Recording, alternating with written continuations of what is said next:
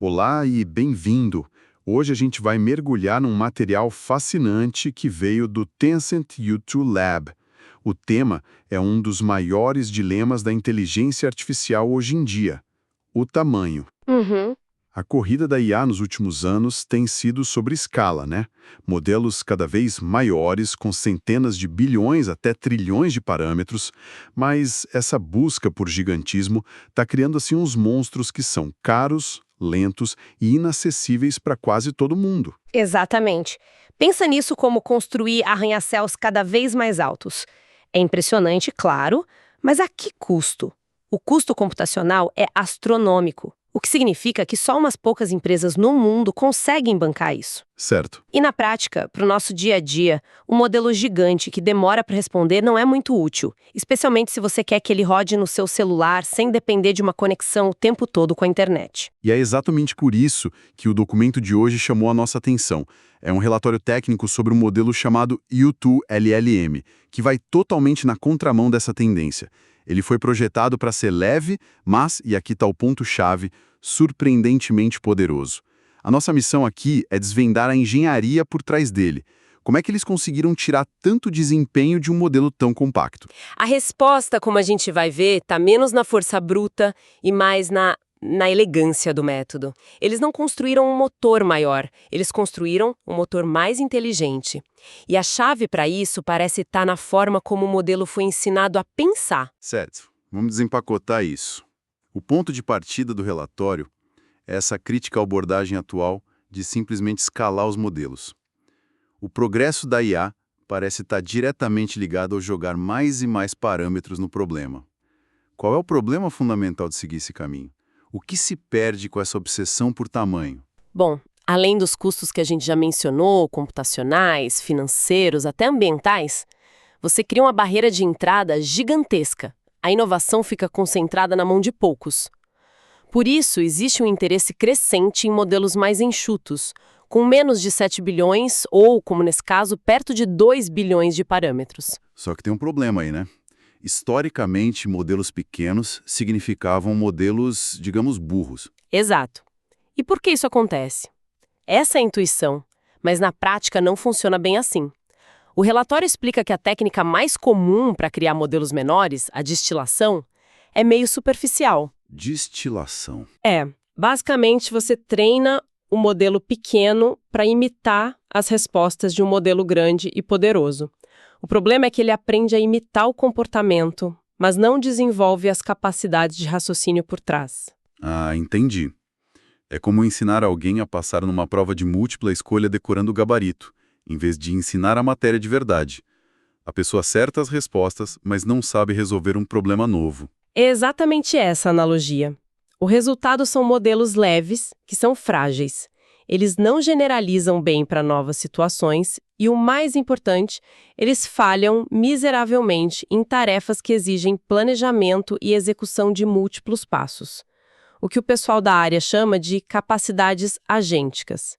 E é aí que o U2 LCM tenta ser diferente. Esse quebra-cabeça. A primeira pista que o documento dá está nos dados. E os números são, assim, de cair o queixo. Eles começaram com um oceano de mais de 10 trilhões de tokens de dados brutos. Sim, mas o truque não está no volume, e sim na curadoria, que foi quase obsessiva. Eles focaram em inglês e chinês, mas com uma ênfase gigantesca em dados de alta qualidade de STEM, ciência, tecnologia, engenharia e matemática, e principalmente código de programação. Código. Muito código. Para ter uma ideia, eles coletaram 1,4 trilhão de tokens só de código. Ok, qualidade sobre quantidade. Isso parece óbvio em teoria, mas na prática. Como você garante a qualidade numa escala de trilhões de tokens? Como eles evitam o viés? Ao selecionar dados com uma pontuação alta, eles não correm o risco de criar um modelo que é ótimo com dados limpos acadêmicos, mas que tropeça no mundo real, que é bagunçado? Essa é a pergunta de $1 milhão. E a solução deles foi bem sofisticada. Eles não fizeram essa curadoria manualmente, claro. Eles construíram um outro modelo de IA, um classificador, com o único propósito de ler e pontuar a qualidade dos dados. Uhum. E esse classificador atingiu mais de 95% de precisão em julgar o que era bom e o que era lixo. A regra era clara.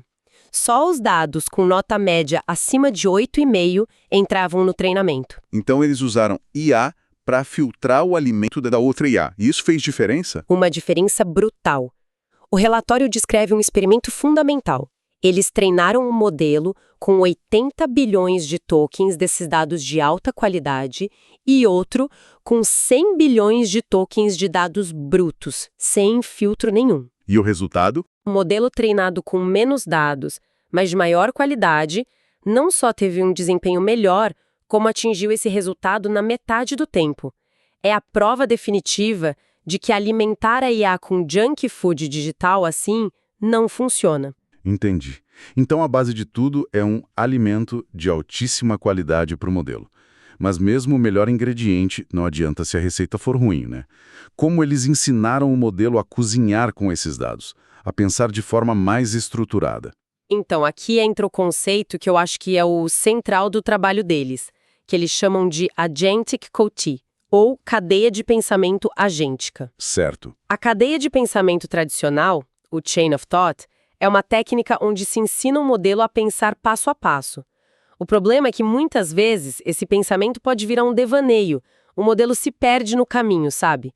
A abordagem deles é muito mais disciplinada. Mais disciplinada como? Eles dividiram o processo de raciocínio em 5 fases. 5 fases muito claras e obrigatórias. Primeiro, a análise do problema. Segundo, a elaboração de um plano. Ok. Terceiro, a ação, que é a execução do plano. Quarto, a reflexão, onde o modelo avalia se a ação funcionou. E, por último, um resumo do que foi aprendido. Ah, então é como se eles estivessem ensinando o modelo a não só resolver um problema, mas a usar um método científico para isso. Exato. Em vez de só pensar, ele tem que mostrar o trabalho. Primeiro, analisei. Segundo, criei este plano. Terceiro, executei. Quarto, verifiquei o resultado. E, por último, resumi. É tipo um checklist contra o divaneio da IA. É um checklist contra o devaneio. E, para ensinar isso, eles criaram um conjunto de dados específico, um corpus de 25 bilhões de tokens projetado para treinar explicitamente esse fluxo de raciocínio. E eles aplicaram isso em domínios onde esse tipo de pensamento é crucial, como matemática e programação. Vamos detalhar isso, porque parece ser o coração da inovação. Para matemática, eles usaram uma abordagem que chamam de pensamento atômico. O que significa isso na prática? Significa quebrar o raciocínio matemático nas suas partes mais fundamentais, indivisíveis, como se fossem átomos. Eles identificaram 11 habilidades atômicas, como reconhecimento de símbolos, execução de cálculo, mapeamento conceitual e, o que é crucial, autorreflexão. Certo. A partir daí, eles geraram sinteticamente quase 1,4 milhões de trajetórias de resolução de problemas que são exemplos passo a passo de como aplicar essas habilidades dentro daquele ciclo de analisar, planejar, agir e refletir. Entendi. Em vez de só dar o problema e a resposta final, eles mostraram milhões de exemplos do processo, como se fosse um professor muito paciente mostrando cada linha do raciocínio no quadro. Ok, para matemática faz sentido, mas e para código? Programar parece menos linear.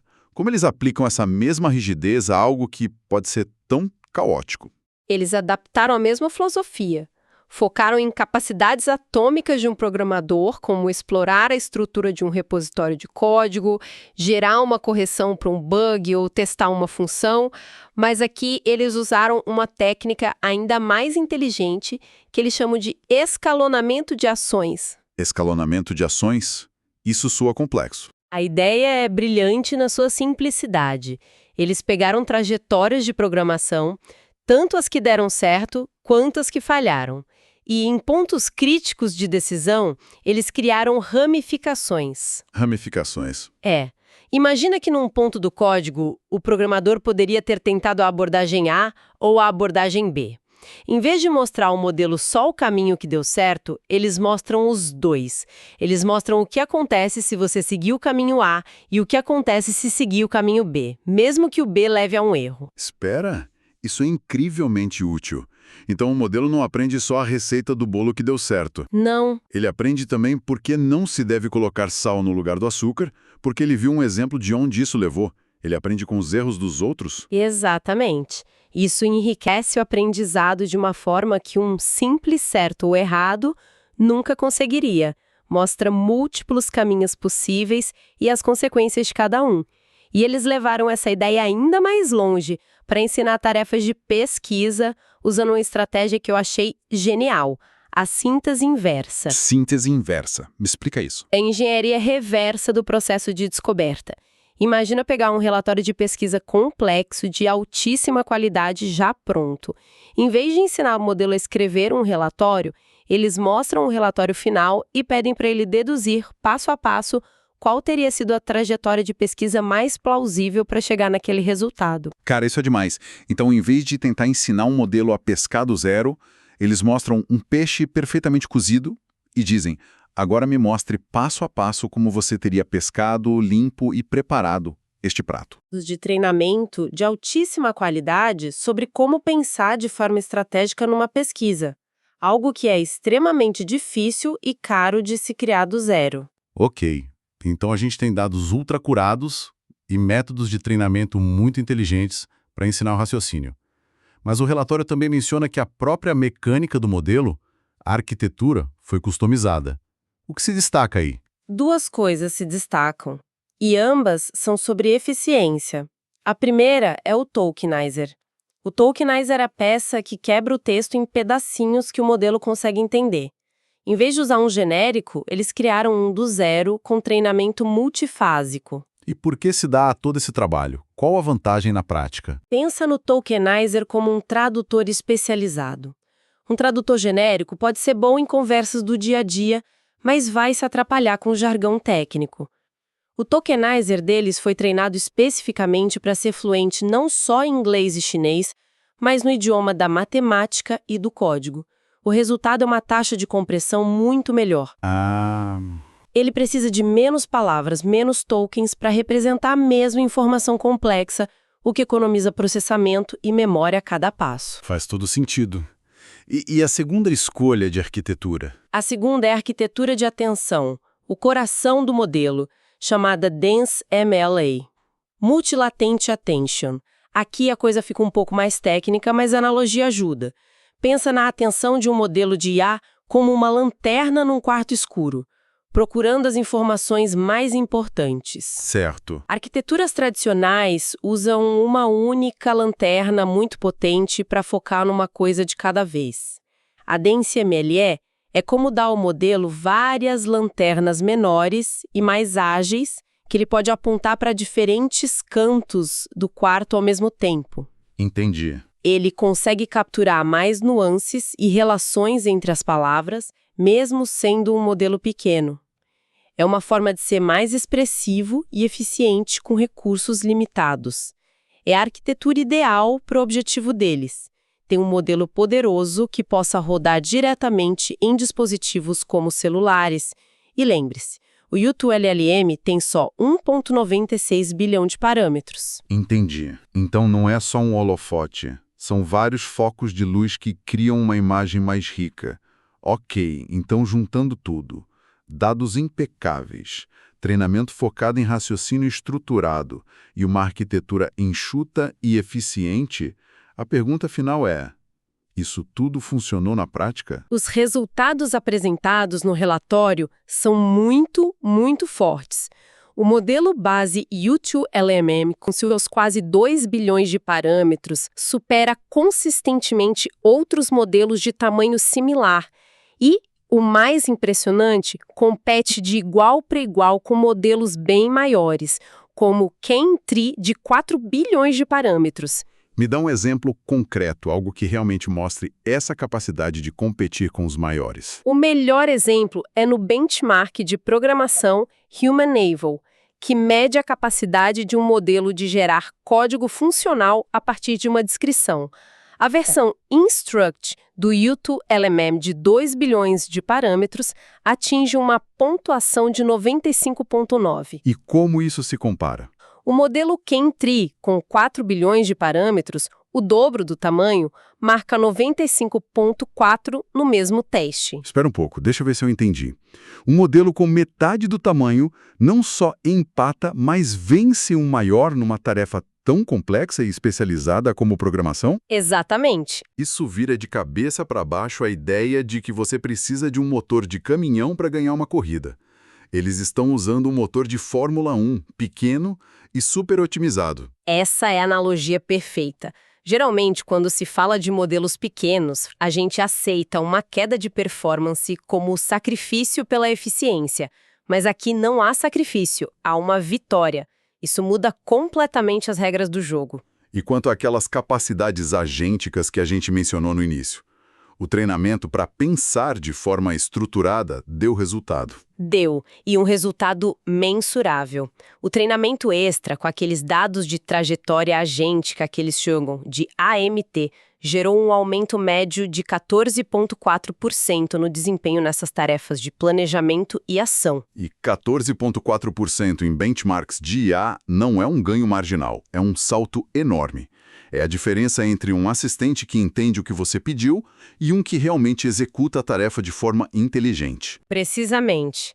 É a diferença entre um papagaio que repete o que ouviu e um planejador que entende o objetivo e traça um caminho para chegar lá. Resumindo a nossa análise, então, a história do U2LLM é uma lição poderosa.